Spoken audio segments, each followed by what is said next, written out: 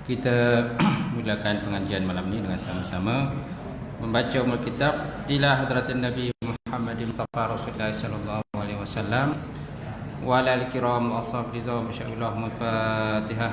A'udzubillahi minasyaitonir rajim. Bismillahirrahmanirrahim. Alhamdulillahirabbil alamin. Arrahmanir rahim. Maliki yaumiddin. Iyyaka na'budu wa iyyaka nasta'in. Ihdinas siratal mustaqim. Siratal ladzina an'amta 'alaihim ghairil maghdubi 'alaihim waladdallin. Amin.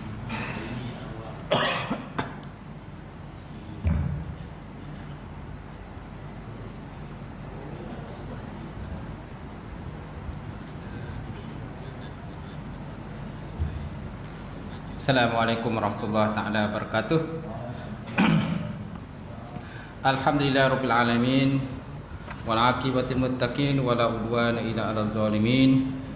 Asyhadu an la ilaha illallah wahdahu la syarikalah wa asyhadu anna Muhammadan 'abduhu wa rasuluh.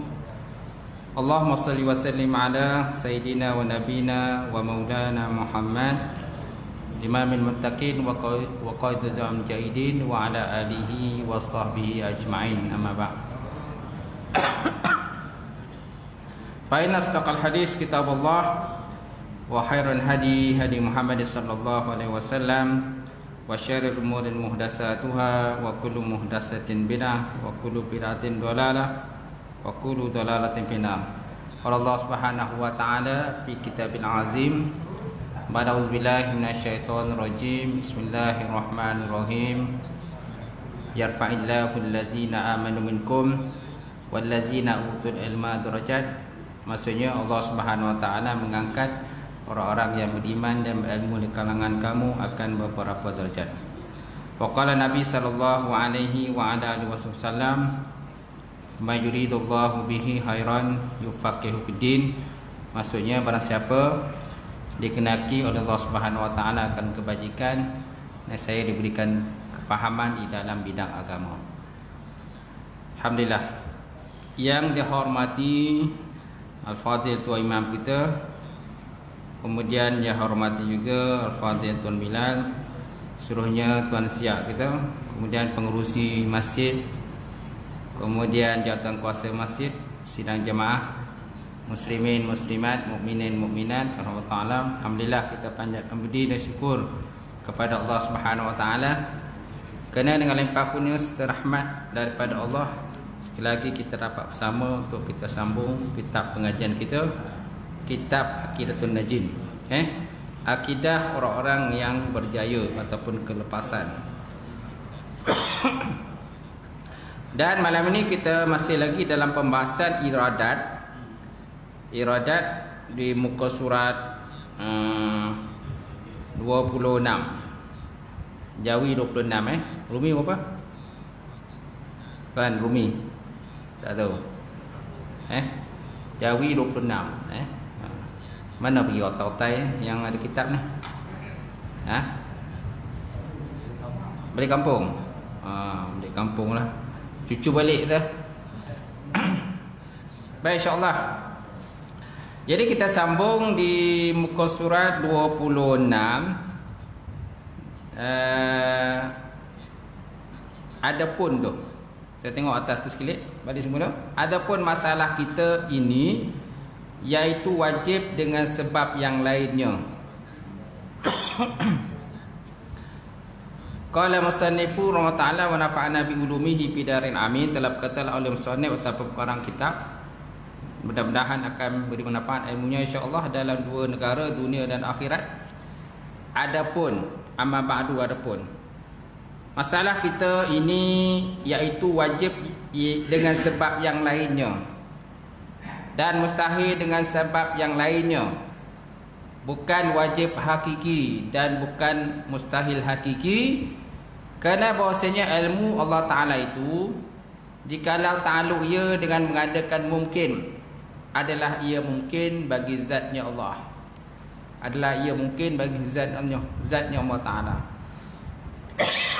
Hari itu kita dah sebut bahawa kata Syekh Suhaimi bahawa wajib ni ada bagi pada 4.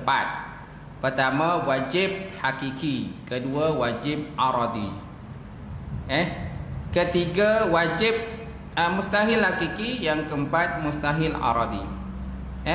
Wajib hakiki itulah wajib yang ada pada zat Allah. Allah Ta'ala wajib wujud. Kemudian wajib aradi. Apakah dikatakan wajib aradi?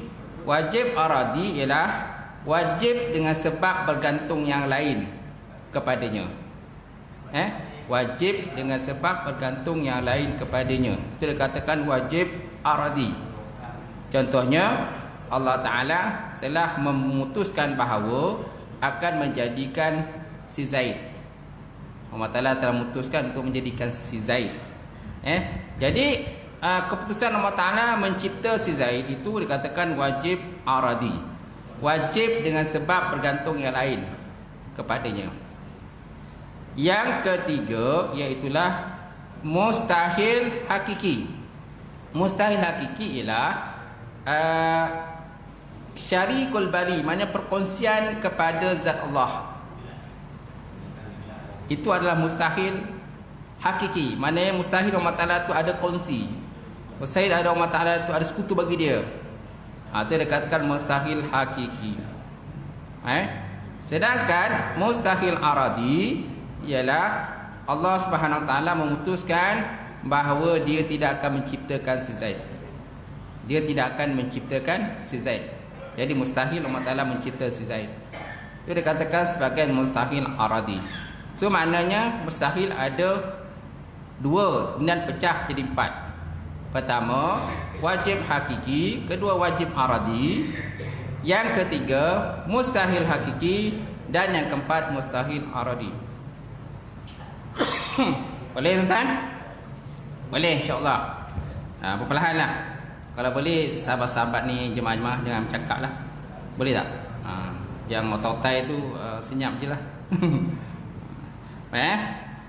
Jadi adapun masalah kita ini ialah wajib dengan sebab yang lainnya. Itulah wajib aradi. Dan mustahil dengan sebab yang lainnya, itulah mustahil aradi. Bukan wajib hakiki dan bukan mustahil hakiki. Kerana bahawasanya ilmu Allah Subhanahu Wa Ta'ala itu, jikalau ta'aluk ia dengan mengadakan mungkin, adalah ia mungkin bagi zatnya Allah Ta'ala. Mungkin bagi zatnya Allah Ta'ala. Dan wajib ia kerana bahawasanya bergantung ilmu Allah Ta'ala dengan mengadakan dia. Kerana bahawasanya bergantunglah ilmu Allah Ta'ala dengan mengadakan dia. Mana setiap benda Allah Ta'ala cipta tu bergantung pada ilmu jugalah. Walaupun kita bincang tentang kudrat dan iradat, kita bincang kudrat iradat, tetapi kat situ pun ada juga masuk tentang ilmu, pembahasan tentang ilmu. Kerana bahawasanya bergantung ilmu Allah Ta'ala dengan mengadakan dia. Dan jadilah adamnya pada waktu itu mustahil dengan sebab yang lainnya. So maknanya kalau Allah Ta'ala memutuskan untuk menjadikan Zaid, berdasarkan kepada ilmu Allah Ta'ala, berdasarkan pada kudrat dan iradah Allah Ta'ala, Allah Ta'ala dah mencipta si Zaid. Jadi kalau Allah Ta'ala telah memutuskan untuk mencipta si Zaid, maka jadilah adamnya itu pada masa itu mustahil. Adam mana ketiadaan Zaid itu adalah jadi mustahil. Sebab apa? Allah Ta'ala memutuskan untuk mencipta si Zaid. Yani sebab ta'aluk ilmu mengadakan dia. Sebab kat situ pun ada ta'aluk ilmu. Walaupun kita bincang tentang kudrat dan iradat Allah. Kudrat iradat ta'aluk kepada setiap mungkin. Faham kan? Bila sebut kudrat iradat ta'aluknya kepada setiap mungkin. Ilmun dan kalam ta'aluknya kepada setiap wajibat, mustahidat dan jaizat. Benda yang wajib, benda yang mustahil dan benda yang harus. Benda wajib terbagi pada 4 tadi. Terbagi pada 2. Mustahil pun terbagi pada 2. Macam sebut tadi lah. Kemudian 2 lagi iaitulah sama' dan basar. Sama' dan basar ta'aluknya kepada kullu mawjudat, kepada setiap benda yang wujud. Setiap benda yang wujud. Sama dan masal takluknya kepada setiap benda yang mawjud, setiap benda wujud. Sama ada Allah Ta'ala sendiri ataupun alam. Hari itu kita dah bincang bahawa setiap benda dalam dunia ni sama ada dia mawjud, wujud ataupun adam, tiada. Di antara wujud dengan adam, duduk tengah-tengah iaitu halun, haliyah ataupun hal. Bawah daripada haliyah itulah amrul i'tibari. Bawah haliyah amrul i'tibari. Atas sekali mawjudun. Mawjud mana wujud. Maksud wujud itulah sesuatu benda yang boleh dilihat. Termasuklah zat Allah Subhanahu Wa Taala boleh dilihat, tapi bukan di dunia, tetapi di akhirat besoklah. Kemudian bawah sekali ma'duman, benda yang tak wujudlah, ma'dum. Antara wujud dengan adam namanya halun, haliyah. Haliyah ni 50-50, antara wujud dengan tiada, wujud dengan tak ada. Kemudian di antara haliyah dengan ma'dumat, benda yang tak wujud, tu namanya amrul i'tibari. Amrul i'tibari ni maknanya suatu benda yang ada pada zihin, tiada pada kharij. Ada pada zihin, pada otak kita, pemikiran kita, benda tu ada, tapi pada realitinya tak ada. Realitinya tak ada. Contohnya 4 segi pada meja. 4 segi pada meja, dari segi pemikiran kita memang ada 4 segi. Kita nampak jelas 4 segi kan. Tapi dari segi kita pegang, kita rasa memang 4 segi tak wujud. Yang ada wujud ialah papan. Yang wujud ialah papan. Yang kita pegang ni apa? Papan. Betul tak? Bola, betul juga, benda bola tu bulat. Bila kita pegang bola, apa yang kita rasa? Bulat ke ataupun getah yang telah pun diproses campur-campur menjadi bulat, jadi bola. Sudah tentulah getah lah yang dah bercampur menjadi bulat. So maknanya bulat tu ada tak? Bulat ada tak? Bulat tu ada. Bulat tu ada, tapi pada zihin, pada minda kita ada, tapi pada kharij benda tu tak ada. Sebab bila kita pegang bukannya bulat, yang pegang itu ialah campuran getah kepada sebagainya yang diproses menjadi bola. Betul tak? Ketiga, apabila seorang itu berlari. Apabila seorang itu berlari, kita nampak dia berlari. Kita berlari. Tapi bila kita kita pegang dia, kita pegang dia. Ada tak berlari tu? Ada tak berlari tu? Tak ada. Kita pegang tu paha dia. Kita pegang kaki dia. Ada tak berlari tu? Berlari tu ada, tapi kita pegang apa? Kaki dia. So maknanya itu dikatakan amrul i'tibari. Benda tu wujud, tetapi bila kita realitinya kita pegang, dia tak ada. Faham kan? Jadi setiap benda tu, pertama mawjudun, wujud. Yang kedua ma'dubun, benda yang paling bawah sekali, benda yang tak ada. Kemudian haliyah, antara ada dengan tiada, 50-50. Dan antara haliyah dengan makduman itulah amrul i'tibari. Okay? Dan kita ni termasuk dalam perkara mawjudun, benda yang wujud. Benda yang wujud, cuma benda kita wujud ni adalah wujud yang harus saja kepada Allah. Boleh Allah Ta'ala wujudkan dan boleh Allah Ta'ala tiada wujudkan. Baik, baik, kita kembali pada tadi. Adapun masalah kita ini iaitu wajib dengan sebab yang lain, itulah wajib aradi. Dan mustahil dengan sebab yang lain, itulah mustahil aradi. Bukan wajib hakiki dan bukan mustahil hakiki. Wajib hakiki siapa? Itulah Allah Ta'ala. Mustahil hakiki lawannya kepada Allah Ta'ala. Mana perkongsian pada Allah, persekutuannya pada Allah. Allah Ta'ala itu mustahil ada sekutu. Kerana bahawasanya ilmu Allah Ta'ala itu jikalau takluk ia dengan mengadakan mungkin, adalah ia mungkin pada zatnya Allah. Mungkin pada zatnya Allah Ta'ala. Kalau Allah Ta'ala takluk dengan mengadakan suatu benda, mana benda tu nak diwujudkan tu adalah mungkin kepada Allah. Mungkin Allah Ta'ala nak wujudkan, dan tak wujudkan tak apa, terserah pada Allah. Dan wajib ia kerana bahawasanya bergantung ilmu Allah Ta'ala dengan mengadakan. Dan dia boleh jadi wajib. So wajib ini wajib apa? Di situ ditulis wajib saja. So wajib apa? Maksud dengan wajib ini wajib aradi. Wajib aradi, bukan wajib hakiki. Kerana mencipta sesuatu itu adalah wajib bagi Allah, tetapi wajib aradi, wajib yang bergantung dengan sebab yang lain. Wajib yang bergantung dengan sebab lain. Kerana Allah Ta'ala nak jadikan, Allah Ta'ala memutuskan untuk menjadikan Zaid contohnya, maka wajib Allah Ta'ala menjadikan Zaid itu. Maka jadilah Adamnya pada waktu mustahil dengan sebab yang lain. Jadi bila Allah Ta'ala telah memutuskan untuk mencipta Zaid, maknanya lawannya ialah Adam, tiada. Jadi tiada tu jadi mustahil lah. Tiada tu jadi mustahil lah. Mustahil dengan sebab yang lain. Apa maksud mustahil dengan sebab yang lain? Maksudnya mustahil aradi, bukan mustahil hakiki. Yang ni sebab ta'alluq ilmu Ta'ala mengadakan dia.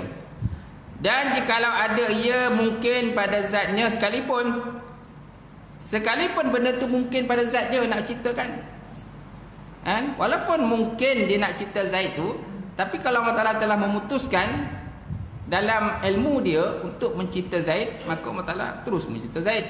So jadi wajiblah Allah Ta'ala cipta dia. Walaupun dari segi keseluruhannya mencipta benda yang mungkin adalah harus bagi Allah. Dan jikalau ada yang mungkin pada zatnya sekalipun, kerana jikalau tiada dapat ada pada waktu yang dikenaki akan dia oleh Allah Ta'ala, saya lazimlah bertukar ilmu itu jadi jahil. Kalau seandainya benda tu tak boleh, mustahil bagi Allah, kalau seandainya benda tu mustahil bagi Allah Ta'ala, sudah tentu jadilah ni masuk dalam bab mana jahil, dalam bab jahil. Sedangkan jahil adalah mustahil bagi Allah. Jahil adalah mustahil bagi Allah. Itu sebabnya ilmu yang ada pada Allah berbeza dengan ilmu yang ada pada kita. Ilmu yang ada pada kita dimulai dengan jahil. Ilmu yang pada Allah tidak ada dimulai dengan jahil. Itu berbeza ilmu Allah Ta'ala dengan ilmu pada kita. Ilmu kita dimulai dengan jahil, lepas tu kita membesar, kita lahirkan jahil. Ada siapa yang lahir alim? Tak ada kan? Semua lahir dalam keadaan jahil, tak tahu apa. Sehinggalah mak ayah kita hantar ke sekolah, hantar sekolah rendah, sekolah menengah, sekolah hantar universiti dan sebagainya, maka kita pun jadi alim. Satu hari nanti kita pun jadi jahil semula. Sebab apa? Pemikiran kita, ingatan kita dah kuat. Mungkin kita masuk dalam alam nyanyuk namanya. Alam apa? Alam nyanyuk. Bila dah masuk alam nyanyuk, kita pun dah kembali jahil semula. Kita tak boleh nak uruskan diri kita sendiri. Mungkin kencing ke, terberak dan sebagainya, sepah. Kalau anak kita tak uruskan, kita pun tak boleh nak urus. Silap-silap bulan mungkin kadang-kadang ada yang anak menengking mak ayah, anak memukul ayah, mak ayah dan sebagainya. Sebab apa? Tak boleh menghadapi keadaan tadilah. Sedangkan waktu anak kita masih kecil, anak kita masih baik, mak ayah kita semua boleh uruskan anak dengan baik. Betul tak?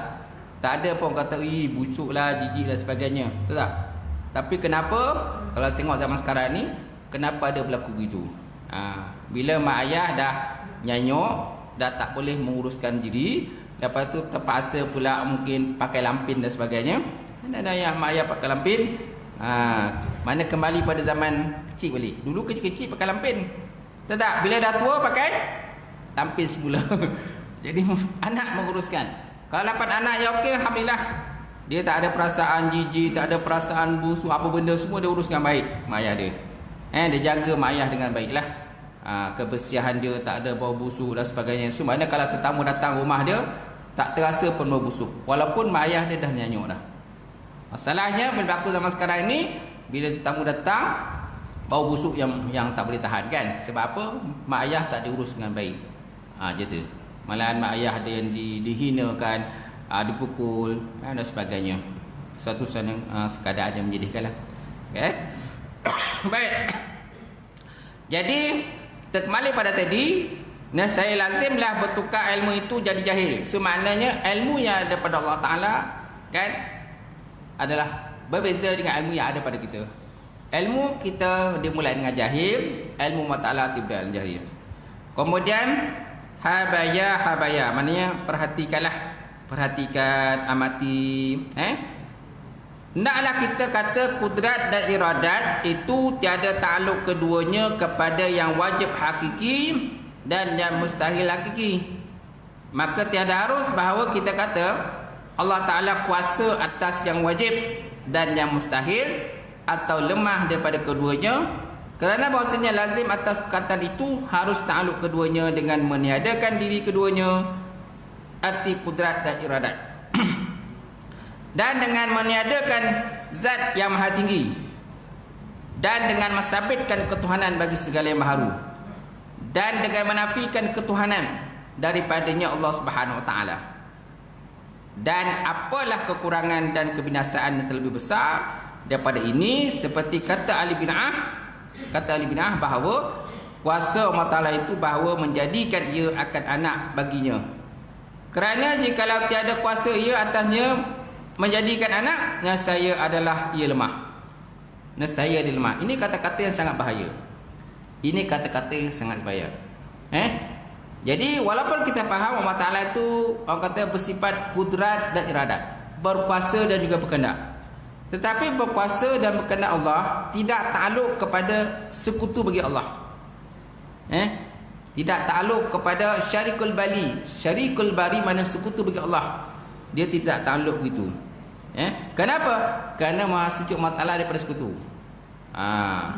Kita tak boleh cakap Allah Ta'ala mustahil, Allah Ta'ala tak mampu menciptakan anak kepada Allah.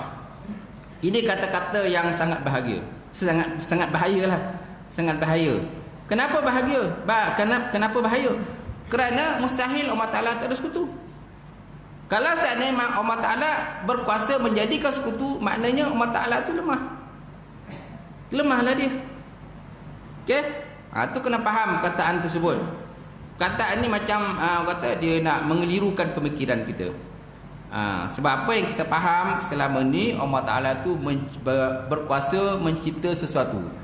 Berkuasa mencipta sesuatu itu bukan bermakna berkuasa mencipta sekutu bagi Allah.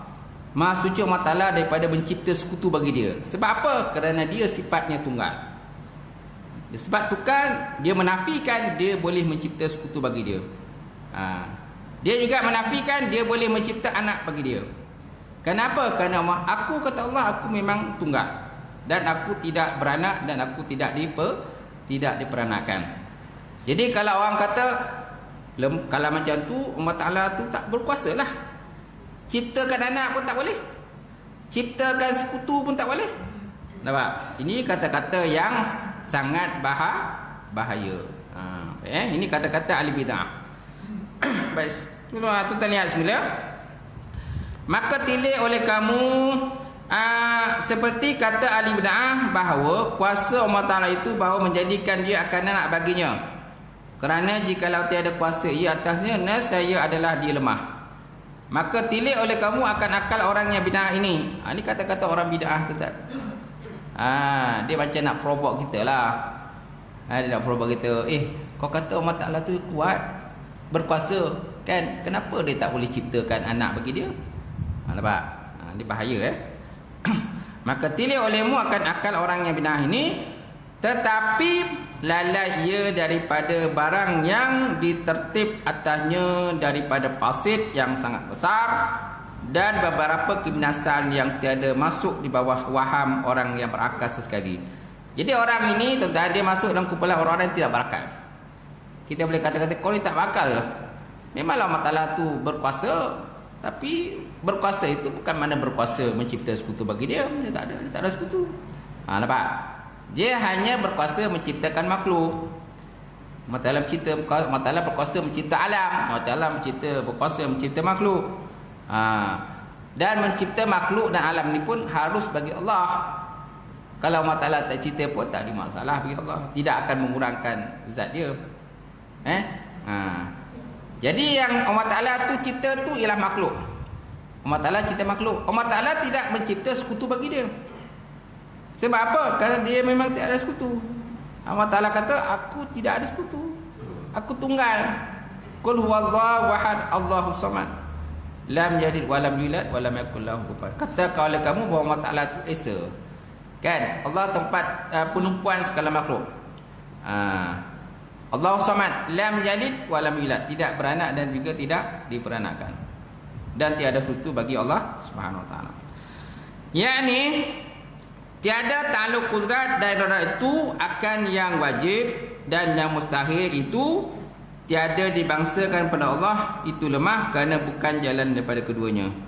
Jadi ta'alluq qudrat iradat tadi tiada ta'alluq kepada wajib yang hakiki dan juga mustahil yang hakiki. Dia tak ta'alluq ke situ. Jadi ta'alluq qudrat iradat bukan ta'alluqnya kepada wajib hakiki dan mustahil hakiki, tetapi ta'alluqnya kepada mustahil aradi dan wajib aradi. Sehari wajib. Adapun sebab berkata oleh ahli bid'ah akan demikian itu kerana mengambil orang mereka itu akan cerita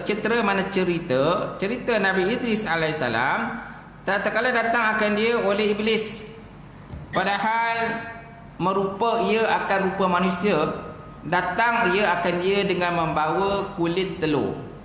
Satu hari tuan-tuan, iblis nak menguji Nabi Idris lah.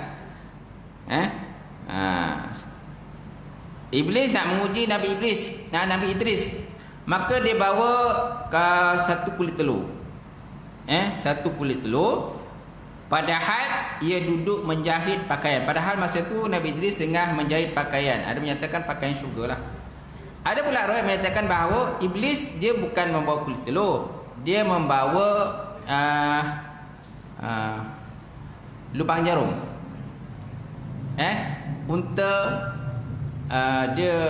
Dia membawa kulit belerang, kulit bererang nama dia. Kulit bererang, saya tak tahu macam mana. Kan? Ada pula cerita menyatakan bahawa Iblis berkata kepada Nabi Idris, kan, wahai Idris, dia kata, adakah Tuhan kamu mampu memasukkan unta dalam lubang jarum? Adakah Tuhan kamu mampu memasukkan unta dalam lubang jarum? Itu satu riwayat lain lah. Itu apa pertanyaan yang diajukan oleh Iblis kepada Nabi Idris AS. Baik. Jadi suatu hari kita ambil apa yang terdapat dalam cerita ni. Jadi cerita daripada Nabi Idris, tatkala datang akan dia oleh Iblis, padahal merupa ia akan rupa manusia. Datang ia dengan membawa kulit telur. Padahal ia siapa? Ia masa tu ialah Nabi Idris sedang duduk menjahit pakaian. Maka berkata ia pada tiap-tiap cucuk jarum dan tariknya itu dia berkata subhanallah walhamdulillah, subhanallah walhamdulillah, subhanallah walhamdulillah. Siapa yang cakap? Nabi Idris alaihissalam. Sambil dia menjahit pakaian tadi, dia sebut setiap kali dia cucuk jarum tu dan tarik tadi dia kata subhanallah alhamdulillah, subhanallah alhamdulillah. Maka berkatalah Iblis itu, adakah kuasa Allah Ta'ala itu bahawa menjadikan dunia ini di dalam kulit telur? Dia kata, mampu tak Allah Ta'ala menjadikan dunia ini dimasukkan dalam kulit telur? Dia bawa satu kulit telur, ditunjuk pada Nabi Idris, wahai Idris, mampu tak Tuhan kau ni masukkan dunia dalam kulit telur? Maka berkata Nabi Idris AS, bermula Allah Ta'ala itu kuasa menjadikan dunia di dalam lubang jarum ini. Sebenarnya Allah Ta'ala berkuasa menjadikan dunia ini dalam lubang jarum ataupun dalam kulit telur. Kemudian dicucuknya salah satu daripada dua mata iblis. Kemudian dia ambil jarum tu, dicucuknya sambil dia cakap Allah Ta'ala mampulah lakukan tu. Dicucuknya mata salah satu daripada mata iblis, laknatullah. Maka jadilah buta mata di sebelah.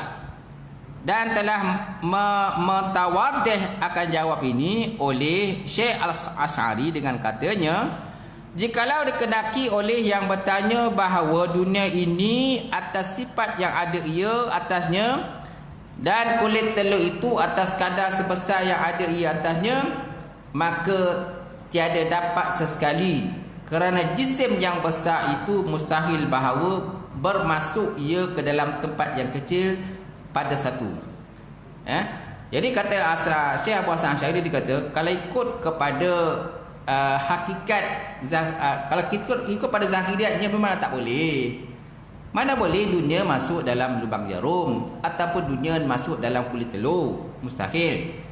Mana kalau ikut pada hakikat, atau kata realiti yang sedia ada, kan, suasana yang sedia ada, maknanya dunia tu besar, sangat besar, mustahil masuk dalam lubang jarum. ataupun mustahil masuk dalam kulit telur. Tapi kalau ditukar keadaan tadi, boleh tak? Dunia dikecilkan, lubang jarum atau kulit telur dibesarkan, boleh tak masuk? Boleh kan? Gitu. Maka jikalau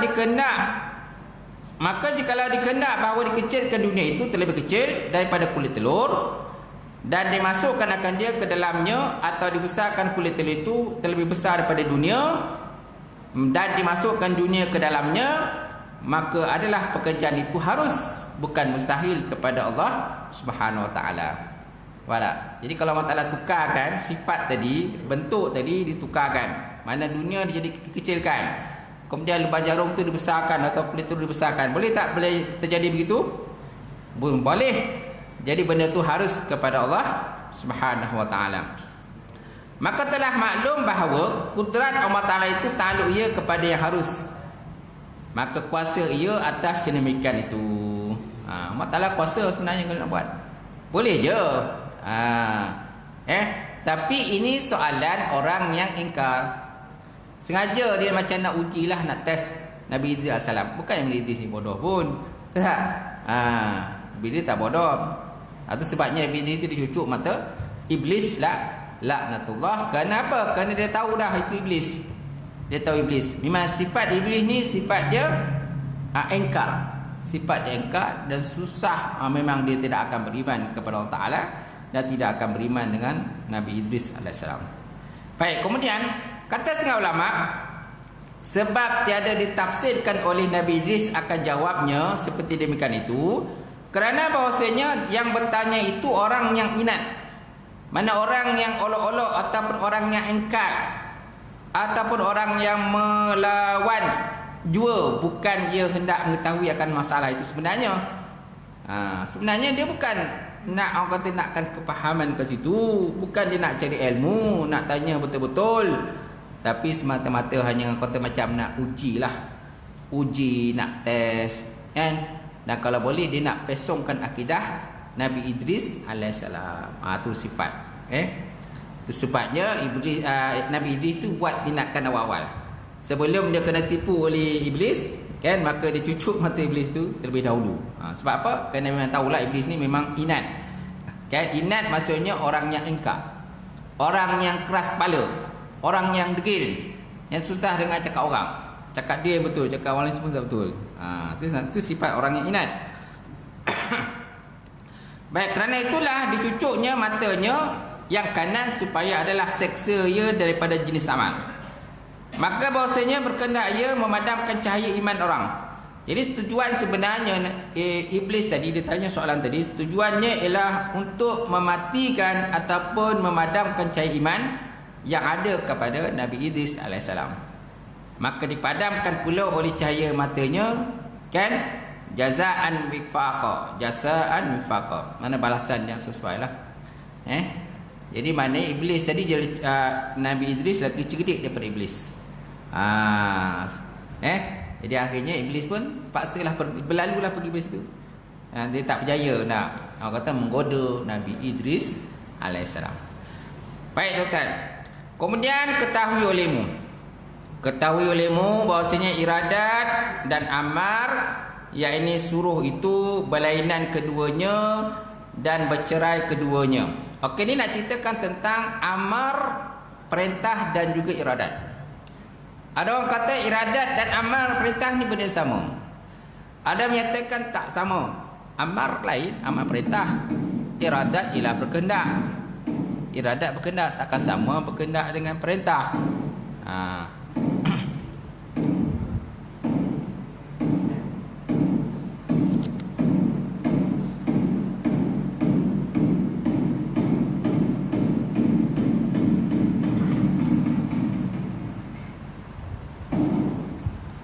Baik, ketahuilah kamu tuan-tuan, bahawa iradat dan amar itu, yakni suruh itu berlainan keduanya dan telah bercerai keduanya.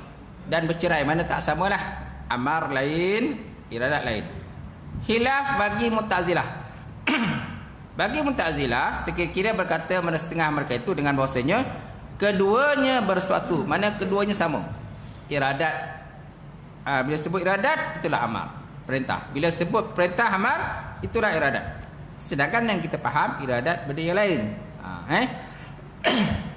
Dan berkatalah setengah mereka itu dengan bahawa iradat itu lazim bagi suruh, dan telah membina oleh mereka itu atas demikian itu bahawa Allah Subhanahu Wa Taala tiada berkehendak ia akan kejahatan dan akan yang keji-keji. Dan telah membina oleh mereka itu siapa tuan-tuan? Golongan Mu'tazilah. Atas mereka itu, atas demikian itu bahawa Allah Ta'ala tiada berkehendak ia akan kejahatan dan yang akan keji-keji. Mana dia kata benda yang jahat ni bukan cipta Allah. Allah Ta'ala cipta benda baik je. Ini faham Mu'tazilah macam tu. Faham Mu'tazilah, Allah Ta'ala menciptakan salah wal aslah, benda baik dan lebih baik. Habis benda yang tak baik bukan Allah Ta'ala cipta dia. Sedangkan hakikat yang kita tahu, benda baik dan benda buruk semua adalah dicipta oleh Allah Subhanahu Wa Ta'ala. Kan? Anjing, babi, kan? Benda-benda luat, bangkai dan sebagainya. Kan? Hakikatnya siapa yang cipta? Allah. Tapi golongan Mu'tazilah kata benda yang buruk bukan dicipta oleh Allah Ta'ala. Dia kata Allah Ta'ala cipta benda baik saja. Salah wal aslah, benda baik dan yang lebih baik. Baik. Dan dibenarkan atas mazhab Ahlussunnah bahawa Allah Subhanahu Taala itu terkadang berkehendak ia akan sesuatu dan tiada menyuruh dia dengan dia, seperti segala pekerjaan kufur ataupun maksiat. Segala pekerjaan kufur dan maksiat. Okey, ini kita masuk dalam perbincangan berkenaan, kan, terkadang benda itu Allah Taala suruh buat tetapi tak berlaku. Kadang-kadang Allah Taala tak suruh buat tapi benda itu berlaku.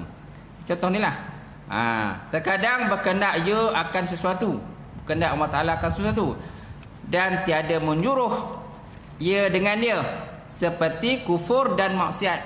Kufur dan maksiat ini siapa punya urusan? Allah Ta'ala punya urusan. Allah Ta'ala mencipta kufur dan Allah Ta'ala juga mencipta maksiat. Hakikat yang sebenar di sebalik tabir kita nampak begitulah. Tapi zahiriatnya siapa yang lakukan? Manusia. Zahiriat yang lakukan ialah manusia. Manusia yang buat maksiat, manusia yang mencuri, merompak dan sebagainya. Itu sebabnya perbuatan kufur dan maksiat ini termasuk dalam kumpulan berkehendak ia Allah Ta'ala untuk menciptakan dia, tetapi Allah Ta'ala tidak menyuruh dengan dia supaya buat. Allah Ta'ala tak suruh buat, tapi benda itu memang Allah Ta'ala yang cipta. Kan? Terkadang berkehendak ia akan sesuatu dan tiada menyuruh dengan dia, seperti kufur dan maksiat. Kufur dan maksiat. Allah Ta'ala berkehendak untuk sesuatu menciptakan kufur dan maksiat, tetapi Allah Ta'ala tak suruh pun kita kufur dan maksiat. Yakni jatuh kufur bagi orang yang dikehendaki Allah Ta'ala akan kufur. Demikian lagi maksiat, jatuh maksiat bagi orang yang dikehendaki Allah Ta'ala itu maksiat. Kalau Allah Ta'ala tak kehendaki orang itu maksiat, dia tidak akan berlaku juga. Semana hakikat yang sebenarnya ini sebalik daripada hijab, kita tahu bahawa Allah Ta'ala yang mencipta kufur dan Allah Ta'ala juga yang mencipta maksiat. Cuma benda ni hanya boleh cerita dalam makam taklim, maknanya suasana dalam pengajian saja. Cerita kat luar tak boleh. Kalau kita cerita kat luar, nanti orang akan ambil hujah kat situ. Orang akan buat maksiat, orang berzina, merompak dan sebagainya. Dia kata ini kehendak Allah Ta'ala. Dia kata ini semua kehendak Allah. So aku pun berzina lah, sebab Allah Ta'ala dah menentukan aku berzina. Allah Ta'ala dah tentukan aku minum arak, so aku pun minum arak lah. Jadi orang akan ambil apa, hujah kat situ untuk menghalalkan benda yang diharamkan oleh Allah Subhanahu Wa Ta'ala. Baik, kemudian dan terkadang Allah Ta'ala menyuruh dia dengan dia dan tiada berkehendak dengan dia, seperti iman Abu Jahal dan Abu Lahab. Terkadang menyuruh dengan dia. So Allah Ta'ala menyuruh Abu Jahal, Abu Lahab supaya beriman, dan tiada berkehendak dengan dia. Allah Ta'ala tak berkehendak dia beriman, dan Allah Ta'ala juga tidak berkehendak dia beriman. Dan mana Abu Jahal, Abu Lahab, Allah Ta'ala tak berkehendak beriman. Allah Ta'ala, walaupun Allah Ta'ala mencipta tadi, Allah Ta'ala menyuruh dengan dia beriman, tetapi kerana Allah Ta'ala menyatakan Abu Jahal dan Abu Lahab tetap tidak akan beriman kepada Allah Ta'ala dan juga baginda Rasulullah sallallahu alaihi wasallam. Dan dalilnya Rasulullah menyuruh akan mereka itu supaya beriman. Dalilnya Allah Ta'ala suruh dia beriman. Tapi hakikatnya mereka tetap tidak akan beriman kepada Allah Ta'ala. Kemudian maka tiada beriman mereka itu kerana tiada dikenaki oleh Allah Subhanahu Wa Ta'ala. Dan terkadang berkehendak ia dengan dia dan menyuruh dia dengan dia. Seperti iman bagi orang yang ta'alluq ilmu Allah Ta'ala dengan dia beriman. Seperti Abu Bakar dan juga lainnya. Seperti Abu Bakar, Umar, Osman, Ali dan sebagainya kan. Jadi Allah Ta'ala menyuruh mereka beriman dan kehendak Allah Ta'ala mereka beriman dengan Allah Subhanahu Wa Ta'ala dan juga baginda Rasulullah sallallahu alaihi wasallam. Dan terkadang tiada berkehendak dia dan tiada menyuruh dengan dia, seperti kufur daripada mereka itu, iaitu Abu Bakar dan lainnya, daripada segala mereka itu yang telah beriman. Ini dikatakan sebagai ini termasuk dalam kumpulan terkadang tiada berkehendak, terkadang Allah Ta'ala tidak berkehendak mereka kufur, dan Allah Ta'ala juga tiada menyuruh mereka kufur kepada Allah Ta'ala. Seperti kufur mereka itu iaitu Abu Bakar dan Umar, Osman dan sebagainya. Ini adalah mustahil bagi mereka kerana Allah Ta'ala menentukan mereka bahawa tetap beriman, dan Allah Ta'ala telah menentukan bahawa mereka tidak akan kufur kepada Allah Ta'ala. Daripada segala mereka yang telah pun beriman kepada Allah Subhanahu Wa Ta'ala. Boleh tuan? Boleh Ketahui olehmu bahawa segala sifat mani itu setengah daripadanya barang yang tiada ta'aluk sesekali, dan iaitu hayat, hidup. Hari itu saya dah ulang banyak kali lah. Bila sebut saja hayat ni termasuk dalam sifat mani. Cuma hayat ni dia tidak ta'aluk dengan sesuatu. La tata'allaqu bi syai'in. Dia tak ta'aluk sesuatu. Kemudian dan setengah daripadanya itu barang yang ta'aluk dia dengan sebagai ta'aluk memberi bekas. Ta'aluk taksir, memberi bekas. Iaitulah kudrat dan iradat. Kerana dibinakan atas barang yang dipilih, iaitu bahawa tahsis itu memberi bekas juga. Kerana kudrat iradat ni dia ada ta'aluk tahsis. Itulah seperti iradat ta'aluk tahsis. Kudrat ta'aluknya taksir memberi bekas. Cuma yang penting sini iradat dia ada ta'aluk. Bila sebut iradat, kudrat iradat dia ada ta'aluk. Ta'aluknya ialah kepada setiap mungkin. Kemudian kudrat pula dia ta'aluk kepada taksir memberi bekas. Kemudian iradat ta'aluknya pada tasis, itu menentukan. Dan setengah daripadanya itu barang yang ta'aluk ia akan sebagai ta'aluk inkishaf. Ta'aluk terbuka, inkishaf. Terbukalah, terselah. Kan? Iaitulah seperti ilmun, sama' dan basar. Ilmun mengetahui, sama' mengetahui, melihat, mendengar, basar pun mendengar, melihat. Ini ta'aluknya ialah ta'aluk inkishaf. Terbuka. Kemudian dan setengah daripadanya barang yang ta'aluk ia akan sebagai ta'aluk di dalam, iaitulah kalam. Kalam ni dia punya ta'aluknya ialah ta'aluk di dalam. Penunjuk ataupun petunjuk. Itu kata kalam. Okey, habis Sultan. Sekadar itulah perbincangan kita pada malam ni. Alhamdulillah. Sampai situ. InsyaAllah akan datang kita sambung lagi berkenaan dengan kudrat iradat ni. Tak habis lagi ya, ada sikit lagi. Lepas tu nanti baru kita masuk wal ilmu, yang ilmu kat belakang surat 28. Wallahu a'lam bissawab wa ilaihi nujuh.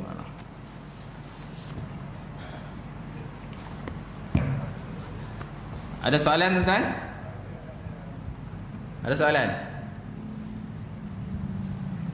Faham ke tak faham ke? Faham ke tak faham? Faham kan? Boleh kan man? Tapi kena fokus lah. Kalau tak fokus saya cakap memang tak faham. Saya cakap berbuih-buih cakap pun, kalau tuan-tuan tak dengar, tak fokus, memang tak faham. Tak? Kena dengar berbaik apa yang cakap. Sebab kita tak ulang lagi. Pengajian hari ni takkan diulang lagi kadang-kadang. Dia akan masuk pada muka surat seterusnya. Okey, tuan-tuan Cukup sekadar tu. Auzubillahi minasyaitonir rajim. Bismillahirrahmanirrahim. Alhamdulillah rabbil alamin wassalatu wassalamu ala asyrafil mursalin wa ala alihi washabbihi ajmain. Allahumma zidna ilman nafi'a wa yaqinan shadiqa wa 'ala mutaqabbala rizqan halalan mubarakatan katsira wasiyana fataya alim nawilana qulubana bi nuri ma'rifataka wa ta'ala ta'arifin. Allahumma faqina fid din, Allahumma faqina fid din. Allahumma inna na'udzubika min ilmin la yarfa' wa min nafsin la tashba' wa min qabrin la yasha' wa min du'ain yastajab laha ya rahman rahimin. Allahumma inna na'udzubika min azabil qabri wa min azabin nar wa min fitnatil mahya wal mamat wa min fitnatil masjid dajjal ya arhamar rahim. Ya muqallibal qulub sabbit qalbi ala dinika wa ta'atika. Ya muqallibal qulub sabbit qalbi ala dinika wa ta'atika. Ya muqallibal qulub sabbit qalbi ala dinika wa ta'atika. Rabbana atina fid dunya hasanah wa fil akhirati wa qina azabannar. Allahumma barik lana fi Rajab wa Sya'ban wa ballighna Ramadan walhamdulillahi rabbil alamin.